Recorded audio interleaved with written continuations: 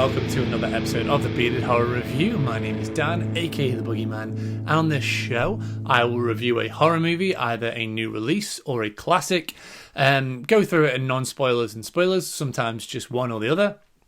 I will tell you what I thought about it, tell you some good bits, some bad bits, if there were any of those, give it a rating out of 10, and whether I think it's worth a watch or not, in my humble opinion. And this week, I will be doing a follow-up to last week's review of The Meg. So as many of you may know, The Meg 2, The Trench, or Meg 2, The Trench, has just been released at time of recording. I managed to see it just before it came out, but I'm only just getting around to being able to do this review. So I do apologise for those who are asking for it.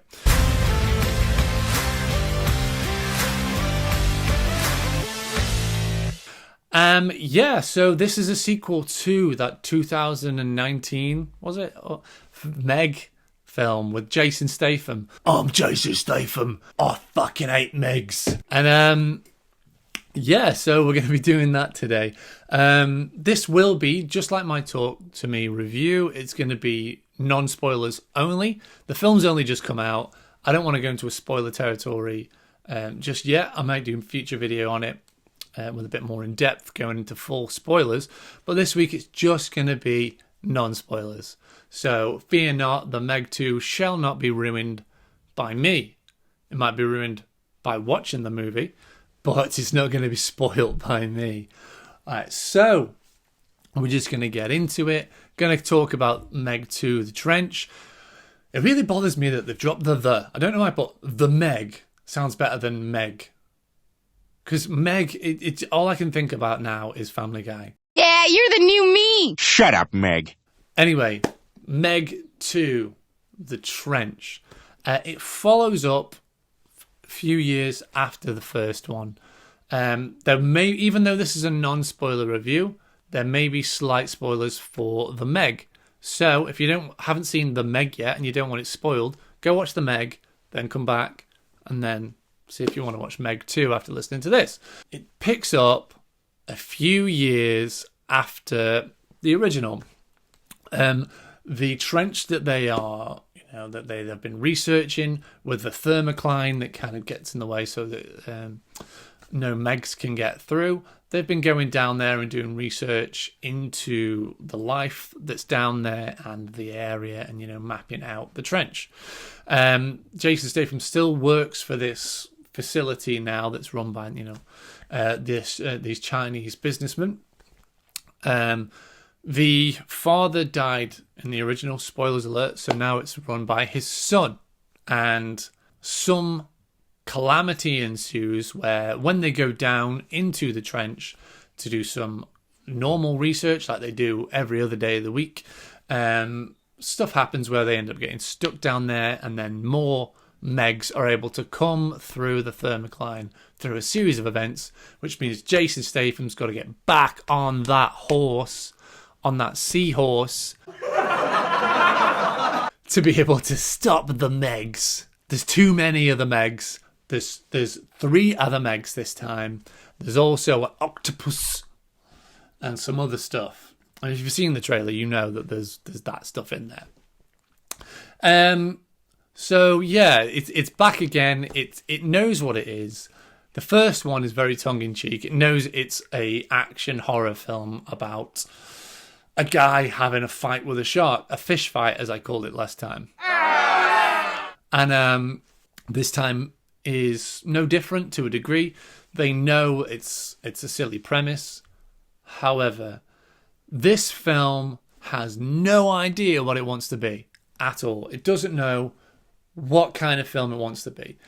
It is a bunch of scenes cobbled together that are from different movies made into this one narrative of Meg 2, The Trench. More like Meg 2, Smeg 2, The Stench.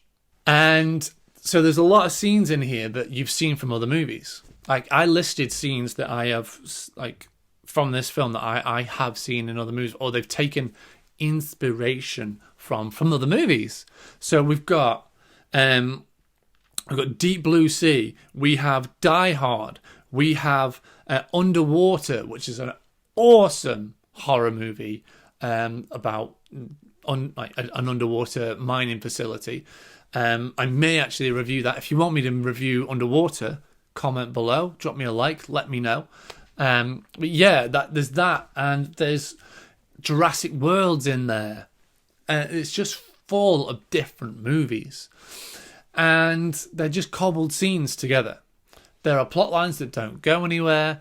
There are scenes that seem very disjointed from what this franchise was supposed to be. It's got a lot of kung fu in it. I know Jason Statham is a martial artist, and he used to be a diver. Yes, I know, Jason, you used to be a diver.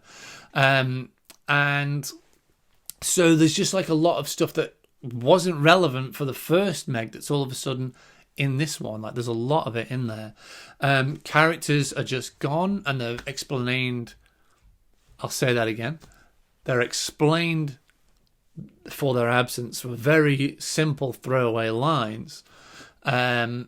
It's kind of like, oh, well, we developed a relationship with that character, and now they're gone. Okay, why?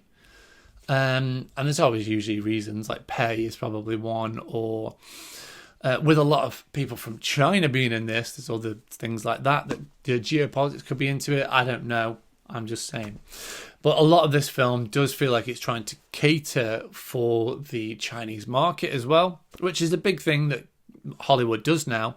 A lot of Hollywood knows that they make their bank if they can go and play their films in China. A select few American films or foreign films in general get played in China. And so Hollywood really tries to appeal to that Chinese market. And this is very evident in this one. Like, there's a lot of appealing to the Chinese market, which is fine if that's what they want to do. But it's obvious that that's what they're doing for this film. Characters are changed as well completely. There was a guy in the first one who was the stereotypical black guy, unfortunately, he was the comic relief. Yeah, he worked in a water facility, but he couldn't swim. He said, like, damn, this is crazy, a lot, which is just like, I mean, that's genuinely like the way he said it. It didn't sit right with me. I didn't like it. I thought it was a very outdated stereotype and character model that they just shouldn't have used. And he's back in this one, doing it even more. But this time he's capable. So it's even more, it's that stereotype of the overconfident, brash kind of male character.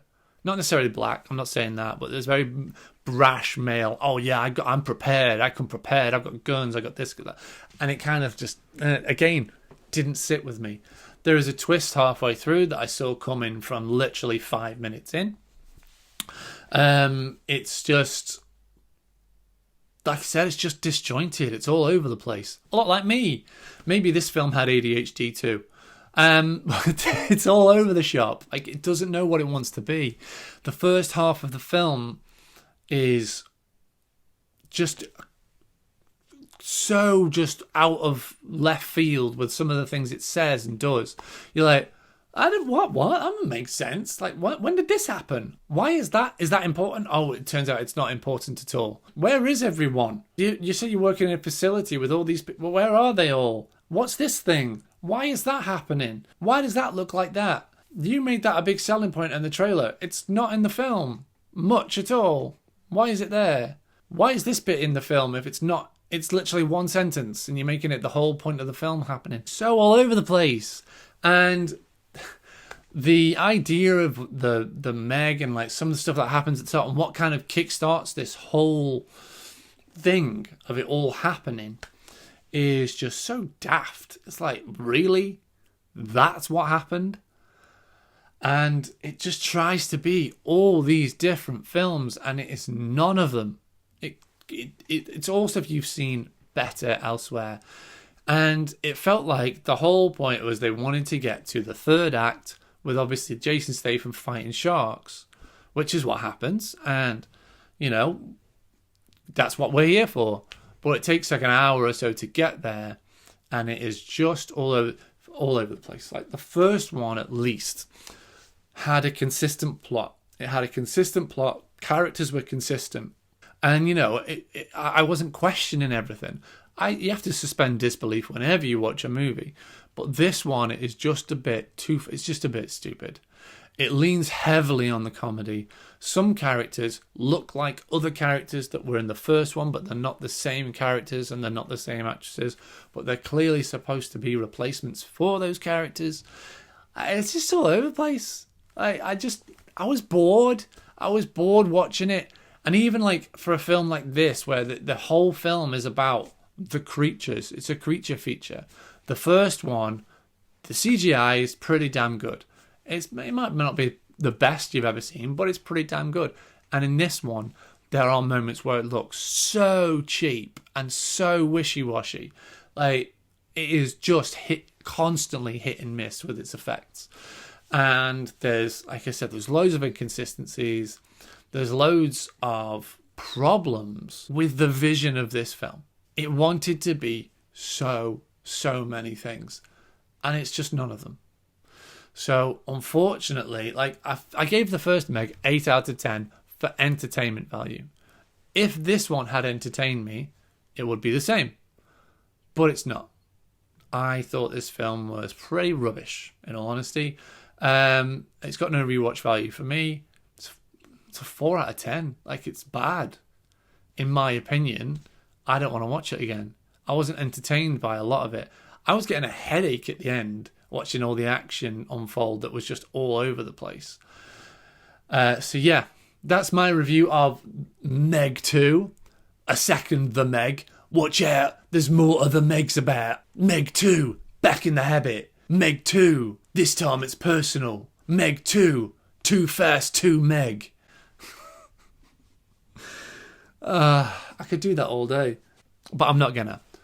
Anyway, guys, I hope you enjoyed that. I hope you gave you an idea of if you want to watch it or not. I don't know. Go watch it. Make your own opinion. If you've seen the Meg 2, if you've seen Meg 2, Back with a Vengeance, drop a comment down below. Or if you're on the podcast version, please drop me an email. Let me know what you thought about it. Head over to my Instagram, boogie_man_dh. Let me know what you thought. Drop me a comment on the post. Drop me a message. If you want to support this show further, please, I really would appreciate it if you could just drop me a 5-star review or drop a like, comment, and a follow. And if you would share it on your social media, if you really want to support it any further, that would be fantastic. And if you want to support even more, you can head over to my Patreon, where you will get bonus episodes, where I've done bonus reviews and I've put up other content. And I will be doing a exclusive build-up to the Saw movie. Live or die, the choice is yours.